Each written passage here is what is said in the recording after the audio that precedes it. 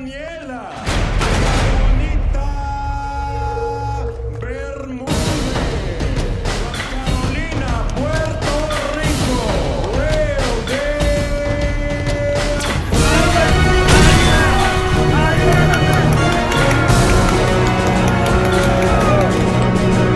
And these guys are not letting up. Fury's in trouble.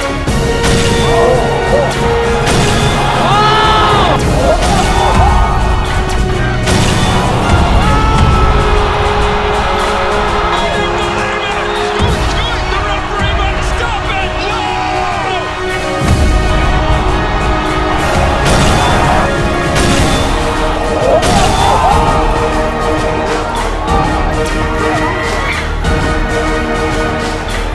Welcome to the motherfucking relay. We're covering today's top boxing news. XX, you're with the women. XY, you're with the men. It's got to come down to that, you know, and because honestly, this issue has hurt the Olympic Games so much because everybody's talking about it. Right. And we have had tremendous performances. And what's happening now? Just a couple of days ago, what was it? Title IX went into law. Right. Okay, because Joe Biden, I think illegally, tried to change Title IX, putting trans women, biological men, with Title IX protection. Exactly, which is absolutely wrong. What would you do with this? Kamala Harris hasn't said anything, but she doesn't. But she doesn't believes do the same media. way. She has in the past. Her California record is the same way. California schools will not notify parents about their gender issues. Absolutely. And who's the only one that says we have to protect women's sports? Donald Trump. Donald Trump. XX, you're with the women. XY, you're with the men. It's got to come down to that. It's what it's got to come down to for Caitlyn Jenner, who competed in the Olympics many, many years ago as a man in the male category. Now Caitlyn is calling out the Paris Olympics for ignoring concerns over athletes with male chromosomes. Caitlyn is not allowing personal choices to cloud judgment in the face of all of this, because what it's got to come down to is whatever constitutes an even playing field for the XX athletes, for the XY athletes. Though being honest, ideologically, this only really seems to be an issue for the XX athletes and what is their category. Women's category. The men's categories don't seem to be having this problem. Approximately 25 years ago, blanket sex testing of athletes had been ditched by the IOC, which after 25 years later left the door open for this kind of an issue to arise. This ambiguity, stirring controversy between the two boxers, the two athletes, Emaine Khalif and Lin Yu Ting, both of which are suspected to be biological males competing in what is a female category. Whether or not they should even be there, because they were already banned by the IBA. When they were running the show, they were already excluded from competition in this category because it's supposed to be exclusive to XX athletes, or at least it used to be. Back when there was sex testing and back when the IBA had the run of the place. Now that they don't, what the IOC is using to qualify these athletes is little more than just their passports, which can be altered, augmented. Being honest, I think the IOC has been deliberately vague throughout all of this, and they've been deliberately vague because they are complicit. This is a very important story, as it affects a great number of athletes in this category, not exclusive to these games, these Olympics. This cycle. No, it's not just about Emaine Khalif and Lin Yu Ting and whatever their unique circumstances are. You qualified us now, and how many more times are you going to qualify it in the future because you qualified it before? And how many more times would it end up happening in the future before it completely changes the landscape and completely changes the category to where it alienates the people it was originally intended for? How many more? We are to disavow the IBA's findings on the premise that they are no longer overseeing boxing anymore. Why doesn't the IOC conduct a swab of their own? That's what Piers Morgan is suggesting. Emaine should voluntarily submit to an easy cheek swab test to determine her biological sex. If she refuses, then we have our answer. Peter Fury was a lot more direct with what he thinks. He thinks you don't need testing to see a man. Our eyes are enough. At the center of the controversy, a question. based on a postulation, but a question still. Ask it. If a medical condition gives a woman the appearance and advantages of a man, the physiology and biology of a man, should that woman be allowed to compete?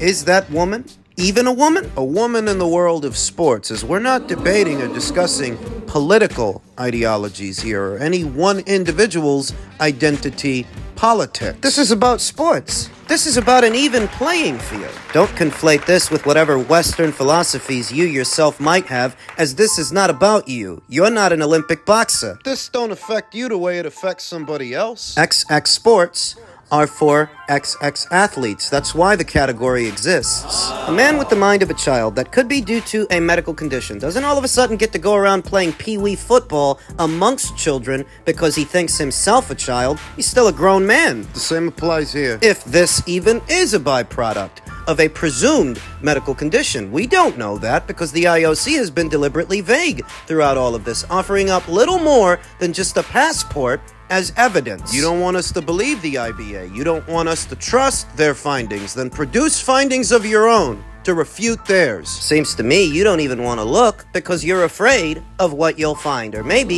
you already know what you'll find. You're just deliberately looking the other way. You're complicit. Don't lose focus. Don't lose sight of what we're talking about. We're talking about sports, not lifestyle choices. Not political ideologies or one's identity politics. This is not about that. It's about sports. The IOC may put the athletes in a position where they have to make a decision. Do they want to continue competing under these circumstances knowing what's going on? While the IOC tries to find a solution that doesn't alienate anyone, exclude anyone, but these categories are intended to exclude. They're intended to be exclusive. Exclusive to XX athletes. You want to redefine these categories, which directly affects the field of play. Then if you're going to do that, why even have them? Why even have a male category or a female category if you're going to blur that line? And what's the point? This would allow individuals to compete in categories not otherwise intended for them because you deliberately blurred the line. Or maybe you can do a better job of defining who's eligible to compete within a given category on the basis of more than just a passport. So this can be averted? Avoided?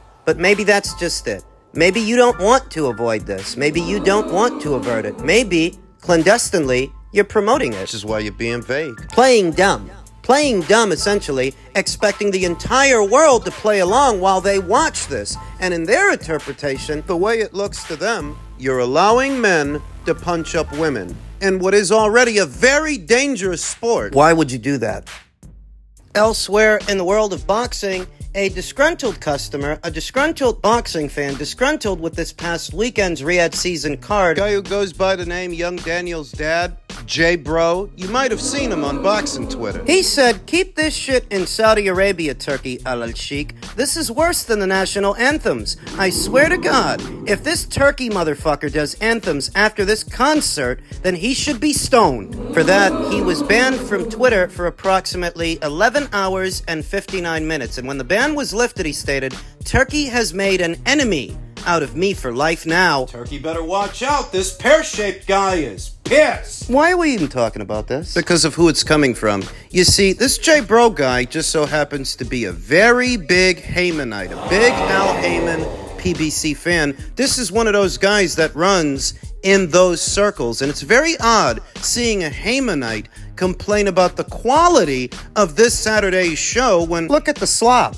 Think about the schlock that Al Heyman has put out, has had the audacity to put behind a paywall the last 5 or 6 years. Shows like Ruiz versus Areola. That was a main event. That was a pay-per-view. Ruiz versus Ortiz. Ortiz versus Charles Martin. These were all main events, and these were all pay-per-views. Thurman versus Barrios. I mean, that's saying that your average undercard fight on a Riyadh season show is better than a PBC main event. That's what that means. Then why is he complaining? Well, it's because he's one of these guys that doesn't welcome change in tandem with the PBC not doing anywhere near as many shows as they used to, even when the shows that they used to do weren't better than the shows that Turkey is putting on. Like I said, your average undercard fight on a Riyadh season show is better than a PBC main event. You know that Wilder versus Zhang? That was an undercard fight. This past weekend, Bacoli versus Anderson. That was an undercard fight.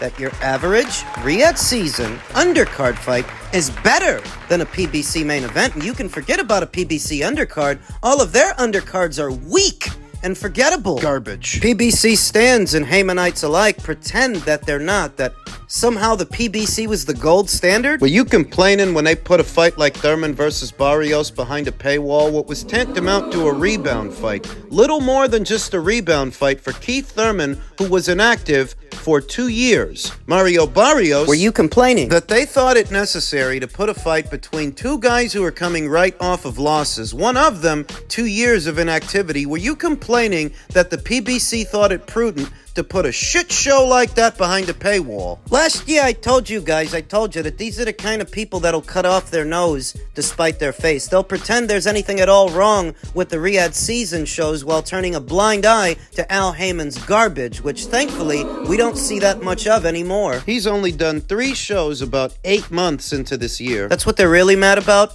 Resentful? That the landscape is changing. The powers that be and those who are in control and getting things done are not who they would prefer. You want things to go back to the way they were. Circa 2018, when Al Heyman had more of a stronghold and had fighters fighting on 2 separate major platforms. Now maybe if Al wouldn't have fucked off all of those people's money, that might have still been the case. You strike a deal with a network and they give you an annual budget for a number of years, they're expecting something back. They're not just giving you money for the sake of giving you money. They give you money so you get them metrics. And if you fail to do that, you end up like Al. Getting kicked off of numerous networks over the years, more recently kicked off of Fox, kicked off of Showtime. The Haymanites don't like that story. But that's how network television works, whether it's a terrestrial network or a premium cable network. You go into business with somebody and you make a long-term commitment like Fox did or Showtime did. They're not doing that for no reason. They're giving you a budget so you can bring them eyes, so you can bring them metrics. And if you fail to do that when it's time to renew,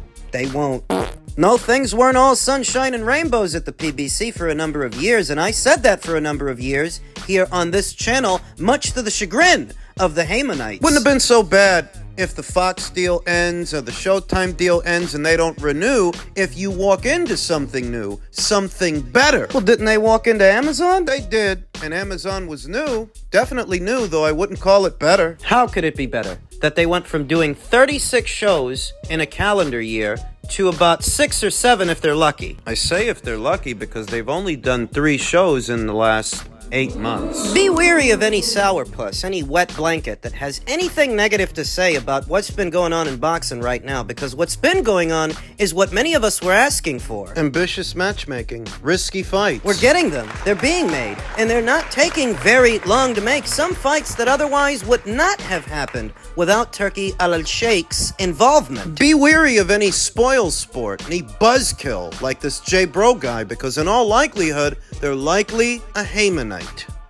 Now, if you needed any further example of what I was just talking about, the quality of one card from one provider versus another, look at the undercard for Canelo versus Berlanga by way of the PBC. Oh, granted that it features a matchroom fighter and DAZN will be helping to distribute the pay-per-view, but it does seem primarily to be a PBC show, a PBC card. And look at who's on the undercard. Lara versus Garcia, which we already knew about.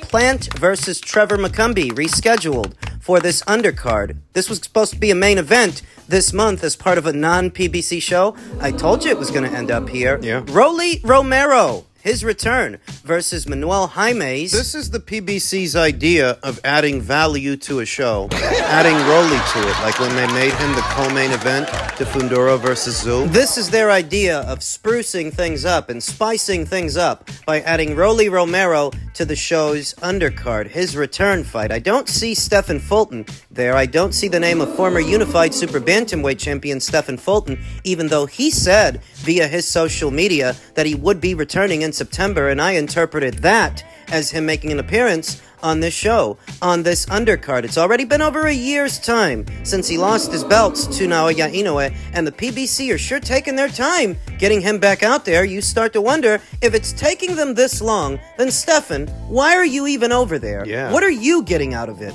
You know that if he would have jumped ship and went to Matchroom, for example, do you know that they probably would have got him out there already? They probably would have got him out there by now, like on the undercard of Jaron Ennis's next fight in Stefan's native Philadelphia. That would have been an ideal situation. You start to wonder, who's making the decisions here? Who's in charge? The fighter, or is it someone on the fighter's behalf? Because if it's someone on the fighter's behalf, they can't have the fighter's best interests in mind, keeping him over there, staying on PBC Island, given how much time is passing. You wonder. Looking at this undercard, you point it out. You tell me, which one of these fights is better than, say, Bacoli versus Anderson? Which one? Which one of these fights is a nail-biter? A high-stakes fight? A high-risk fight? Which one? Personally, I think the Bacoli versus Anderson fight by itself was more intriguing than anything seen here, including the main event, including Canelo versus Berlanga, because who's really giving Edgar Berlanga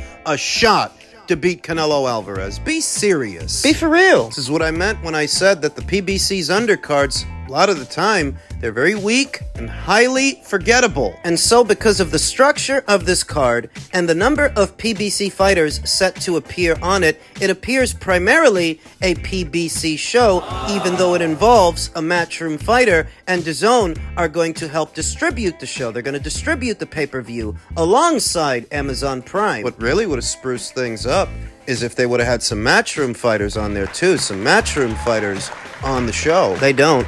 I noticed that Caleb Plant and Trevor McCumbie's fight is for a WBA interim title. Canelo Alvarez still is WBA super middleweight champion. Edgar is the regular champion. He's his mandatory. And the winner of Plant versus McCumbie will be the interim champion. The interim. The WBA is back to mass-producing belts to collect that many more sanctioning fees from that many more fighters. Doesn't that then mean that the winner of Plant versus McCumbie will be in line for a Canelo Alvarez fight? Isn't that what that means? And in all likelihood, it's gonna be Caleb Plant that wins. So what are we looking at after Edgar Berlanga? What are we looking at?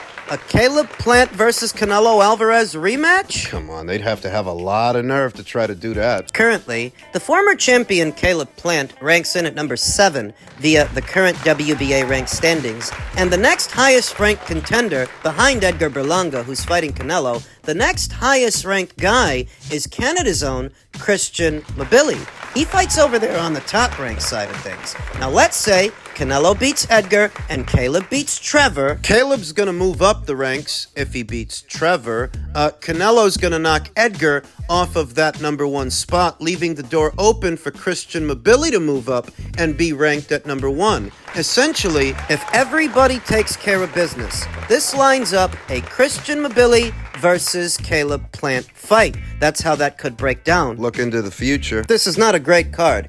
The matchmaking is nowhere near as ambitious as what you would see on a Riyadh season show. I'm just putting that out there. And the loyalty of Canelo Alvarez's fans is being tested with this main event and with this card because it's just not very good. It's not intriguing. Sorry.